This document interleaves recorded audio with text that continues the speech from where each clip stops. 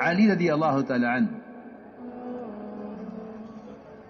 6 درہم منگوائے گھر سے، فقیر کو دیے، اور فقیر کو دینے کے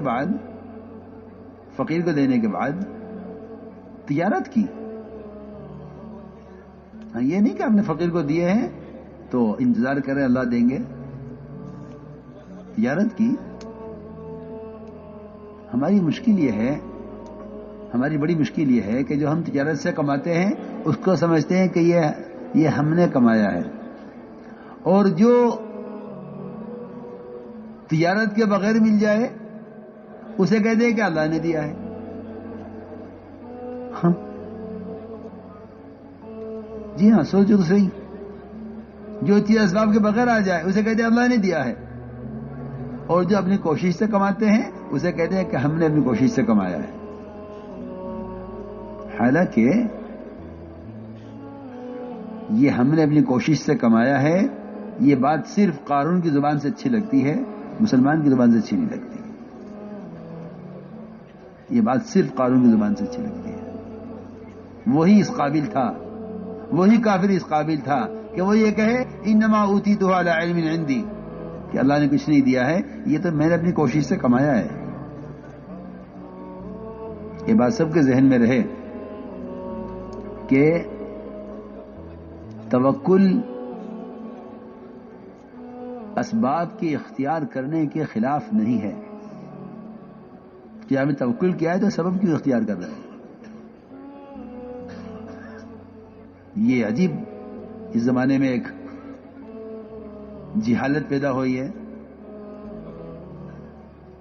کہ بھائی توکل کرو. توکل کرنے کا مطلب یہ کہ تجارت نہ کرو. توکل کرنے کا مطلب ہے کہ تجارت نہ کرو، بلکہ میں تو سمجھتا ہوں کہ تجارت کرنا ہی توکل کرنا ہے. ہماری بات ذرا توجہ چاہے گی، دھیان سے سننا. تجارت کرنا ہی توکل کرنا ہے، اس لیے کہ توکل کرنے والا شخص وہ ہے جس کی حاجت مخلوق پر ظاہر نہ ہو. دیکھو میری بات یاد رکھیو، ایک آدمی کا توکل اس وقت تک ہے جب تک اس کی حاجت اللہ کے سوا کسی پر ظاہر نہ ہو. اگر اس کی حاجت اللہ کے غیر پر ظاہر ہو گئی، اس کا توکل ختم ہو گیا. توکل ایک راز ہے بندے کے اور اللہ کے درمیان. توکل دیکھو، اس حاجت کو مخلوق سے چھپانے کے لیے تجارت ہے. لوگ سمجھتے ہیں کہ مال کمانے کے لیے تجارت ہے. نہیں، تجارت مخلوق سے حاجت کو چھپانے کے لیے ہے. ہماری بات بہت توجہ چاہے گی. تجارت مخلوق سے حاجت کو چھپانے کے لیے ہے. اگر آپ کو اس سب اختیار نہیں کرتے ہیں تو لوگ کہیں گے کہ یہ کچھ نہیں کرتے، چلو ان کی مدد کرو. جی ہاں، آپ کا اسباب اختیار نہ کرنا اپنی حاجت کو مخلوق پر ظاہر کرنا ہے. اسی لیے آپ دیکھیں گے کہ جو فقراء سوال کرتے ہیں ان کے اندر سے کمانے کی استعداد ختم ہو جاتی ہے. کیوں؟ کہ کمانے کی استعداد اس لیے ختم ہو جاتی ہے کہ سائل پر اللہ فقر کا دروازہ کھول دیتے ہیں. سائل پر، جی ہاں، یہ بہت ڈرنے کی بات ہے. سائل پر اللہ فقر کا دروازہ کھول دیتے ہیں. اس لیے فرمایا کہ توکل اسباب کے خلاف نہیں ہے، بلکہ اللہ کی ذات پر توکل تو یہ ہے کہ تم اپنی حاجت کو مخلوق سے چھپاؤ.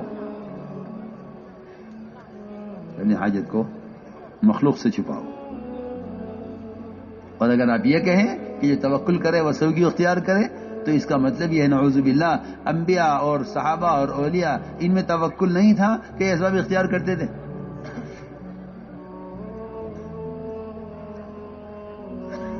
یہ اسباب اختیار کرتے تھے، ان میں توکل نہیں تھا. اس لیے یاد رکھو کہ توکل اسباب کے اختیار کرنا توکل کے خلاف نہیں، اسباب سے امید کرنا توکل کے خلاف ہے، کیونکہ اسباب اللہ کا غیر ہے اور توکل کا تعلق اللہ کی ذات سے ہے. ہاں، امید کوئی نہیں ہے سبب سے. تو علی رضی اللہ تعالیٰ عنہ نے 6 درہم دیے فقیر کو، پھر تجارت کی. گزر رہا تھا ایک اونٹ لے کر آدمی، ہاں بھائی اونٹ بیچو گے کہ ہاں بیچیں گے. کتنے کا ہے؟ کہ یہ اونٹ 120 درہم کا ہے، 120 کا اونٹ ہے. فرمایا ٹھیک ہے یہاں باندھ دو. باندھ دیا اس نے اونٹ. قیمت کہ قیمت ٹھہر کر دیں گے. وہ زمانہ امانت کا زمانہ تھا. جی ہاں، لوگ پرائے اجنبیوں کو بھی مال دے دیا کرتے تھے، پیمنٹ ہو جائے گی، پیمنٹ ہو جائے گی. اچھا زمانہ تھا. سنو، بہت ضروری بات سنا رہا ہوں میں. اچھا زمانہ تھا، خیانت کا زمانہ نہیں تھا. زمانہ خیانت کا نہیں تھا. مسلمان سے لوگ معاملے اس لیے کرتے تھے کہ یہ اپنے ایمان کی وجہ سے دھوکہ نہیں دے گا. جی ہاں، لوگ سب کو چھوڑ کر مسلمان سے معاملہ کرتے تھے کہ اس کا ایمان ہے جو حق ادا کروائے گا، اور اس کا ایمان ہے جو خیانت نہیں کرنے دے گا. لوگ مسلمان سے معاملہ کرتے تھے. لیکن ایک صاحب نے ایک واقعہ سنایا، وہ یہی سنانے کا ہے. ایک واقعہ سنایا کہ ایک مسلمان تھا، اس کا ایک پڑوسی دوست تھا نصرانی. پڑوسی تھا تو تعلق تھا نصرانی سے، اور بہت پرانا تعلق ہے. پرانا تعلق. یہ مسلمان کہیں لمبے سفر پر جانے لگا. بڑا مالدار آدمی تھا. خیال یہ ہوا کہ گھر میں اتنا مال ہے، اتنا زیورات ہیں، اتنی نقدی ہے، اتنا سامان ہے، تو ایسا نہ ہو کہ لمبے سفر کے دوران کوئی چوری ڈکیتی ہو جائے. خیال یہ ہوا کہ یہ مال اپنے دوست کے پاس رکھوا دیتا ہوں. اس سے بات کی نے کہا بھائی میں جا رہا ہوں سفر میں، یہ سونا ہے، یہ نقدی ہے، آپ رکھ لو. ٹھیک ہے یہاں رکھ دو، کوئی بات نہیں. رکھ لیا اس نے، اور بہت اعتماد، بہت تعلق، برابر کا پڑوسی. یہ واپس آیا سفر سے تو گیا اس کے پاس کہ بھائی وہ ہماری امانت. اس کے دل میں شیطان نے غلط ارادہ ڈال دیا تھا. اس نے کہا کیسی امانت، کون سی امانت؟ کہہ رہے میں آپ کے پاس سامان رکھ کر گیا تھا، آپ کیا بات کر رہے ہیں، مذاق کر رہے ہیں؟ کیسا مذاق؟ ہمیں آپ نے کچھ نہیں دیا. صاف انکار. یہ بہت پریشان ہو گیا، بہت پریشان ہو گیا. اس نے کوشش کی کہ میں اس کے لیے کوئی قانونی کارروائی کروں، تو میرے پاس کوئی ثبوت نہیں. جی آج کے لوگ تعلقات میں اور اعتماد میں مارے جاتے ہیں. حالانکہ قرآن کا حکم ہے فَلْيَكْتُبْ کہ لکھ لو جو معاملہ ہے اسے لکھ لو.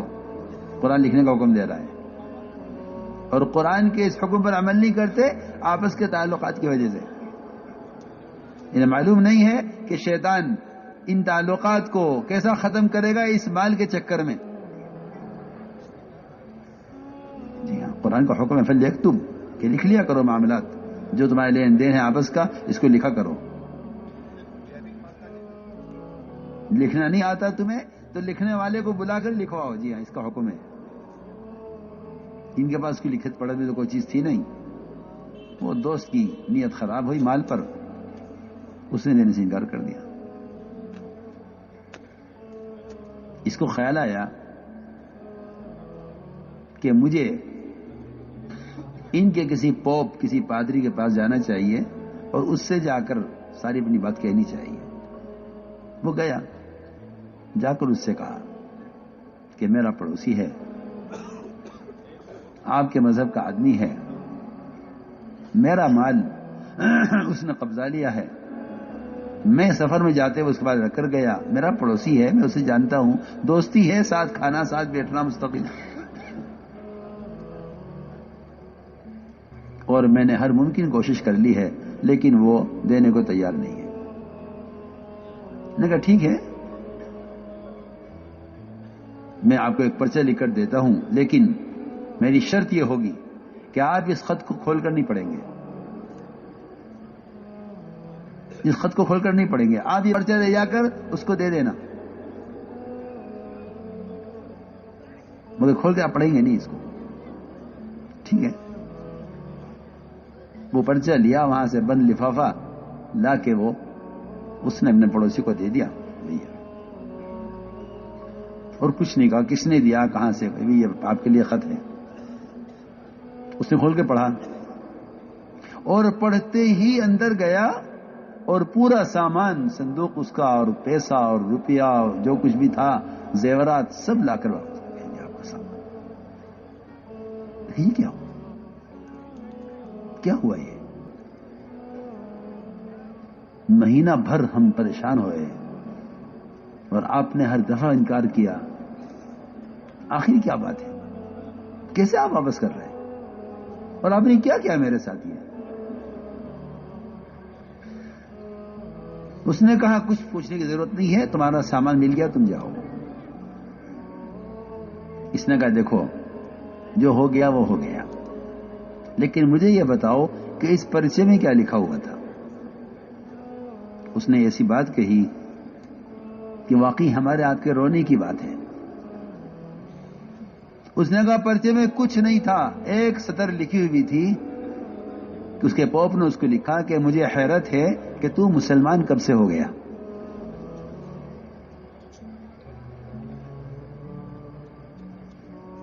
یہ بہت رونے کی بات ہے. اس کے پوپ نے لکھا اس میں خط میں صرف اتنا لکھا کہ تو نے اس کا حق دبایا ہے, اس کا مال چھپایا ہے, تو مسلمان کب سے ہو گیا. یہ کام تو مسلمان کرتے ہیں, تم تو نہیں کرتے. کہنے لگا کہ مجھے یہ بات برداشت نہیں ہوئی کہ میں کسی کا مال دبا کر مجھے مسلمان کہا جائے. اللہ اکبر. ایسا عجیب واقعہ صاحب نے سنایا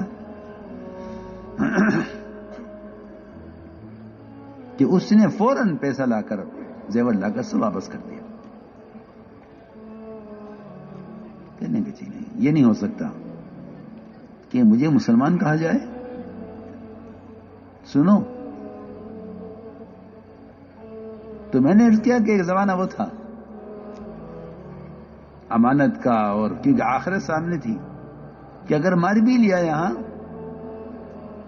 تو آخرت تو سامنے ہے, کیا ہوگا. میں نے کل بھی عرض کیا تھا کہ جو آدمی اپنی کوشش سے کسی کا حق مار بھی لے گا کہ وہاں قیامت میں اگر زمین قبضائی ہے تو زمین کی شکل میں قلادہ بنا کر اسے گلے میں ہوگی. اگر بھینس چرائی ہے تو بھینس اس کے گلے میں لٹکی ہوئی ہوگی, اور اگر بکری چرائی ہے تو بکری اپنی آواز کے ساتھ اسے گلے میں لٹکی ہوئی ہوگی. اگر گائے چرائی ہے تو گائے گلے میں لٹکی ہوئی ہوگی, گائے کی شکل میں. جی ہاں, اللہ دکھلائیں گے ساری مخلوق کو. یہاں تو جس کا حق مارا گیا وہ جانتا ہے میرا حق مارا گیا ہے. اللہ قیامت میں حقوق مارنے والوں کی کہ جرم کو ساری مخلوق کے سامنے ظاہر کریں گے. سب دیکھیں گے کہ اس نے دنیا میں فلاں کا حق مارا ہے. اس لیے میرے دوستو عزیزوں, معاملات بڑی نازک چیز ہے, بڑی نازک چیز ہے. جی ہاں, معاملات بڑی نازک چیز ہے. چنانچہ علی رضی اللہ تعالی عنہ, اس کو میں کہہ رہا تھا کہ اعتماد کا زمانہ تھا. اس نے کہا ٹھیک ہے میں باندھ دیتا ہوں, قیمت دے دینا.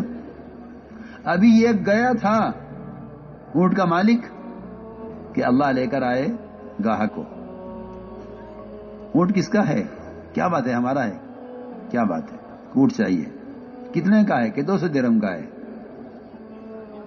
200 درہم میں اونٹ بیچا, 120 قیمت دی اونٹ والے کو اور 60 درہم علی رضی اللہ عنہ گھر لے کر گئے، اور گھر جا کر یہ نہیں کہا، روایت میں ہے گھر جا کر یہ نہیں کہا میں نے تجارت اس طرح کی ہے، بلکہ گھر جا کر حضرت علی کی سب سے پہلی بات یہ ہے ھذا ما وعدنا اللہ علی لسان نبیہ صلی اللہ علیہ وسلم، کہ یہ وہ وعدہ ہے جو اللہ نے ہم سے اپنے نبی کی زبان پر کیا تھا کہ تم ہمارے دین کے تقاضے پر 6 درہم خرچ کرو، ہم 60 تمہیں دنیا میں دیں گے، 10 گنا کا وعدہ دنیا میں ہے۔ ہاں یہ ہے روایت میں، اسی میں کہہ رہا تھا کہ تعلیم کا مطلب یہ تھا کہ تم اسباب کی تردید کرو تعلیم کے ذریعے، اسباب کی تردید کرو۔ حضرت علی رضی اللہ تعالیٰ نے سبب کی تردید کی ہے، اور اب گھر میں داخل ہوتے ہوئے وعدہ یاد دلایا کہ یہ وہ وعدہ ہے جو اللہ نے اپنے نبی کی زبان پر ہم سے کیا تھا، یہ وہ وعدہ پورا ہوا ہے۔